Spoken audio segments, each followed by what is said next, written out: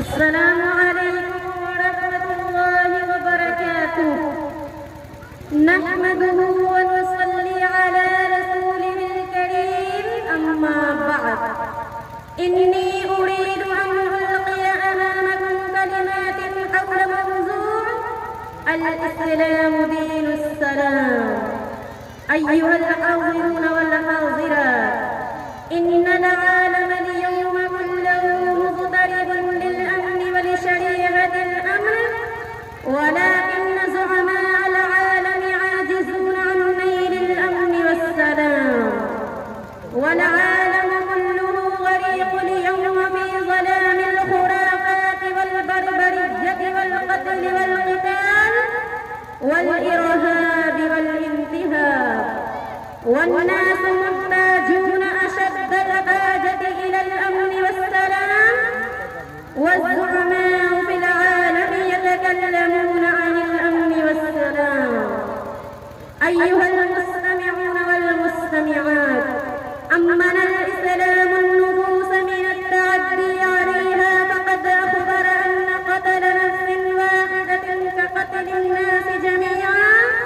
قال تعالى: من قتل نفسا بغير نفس أو فساد في الأرض فكأنما قتل الناس جميعا، ومن أحياها فكأنما أحيا الناس جميعا.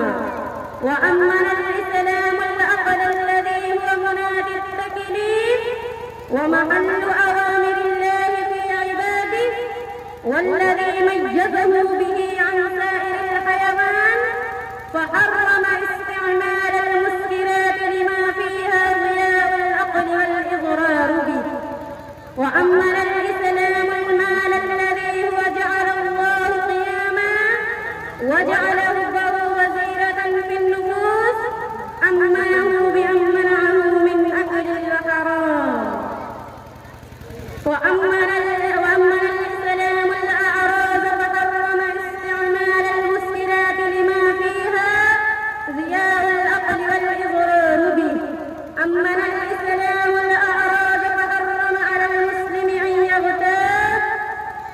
إخواني وأخواتي في الله، إن الأمن والسلام من الله، وهو اسم من أسماء الله تعالى، وأكمل السلام بيد نبي الأمن والسلام. اللهم آمنا في أوطاننا وأصلح أئمتنا وولاة أمورنا يا رب العالمين. وفي الختام، اللهم ارزقنا الأمن والاطمئنان في الدنيا والآخرة.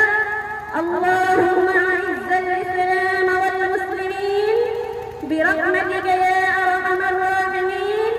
اللهم آمنا في أوطاننا وأصلح أئمتنا وولاة أمورنا يا رب العالمين.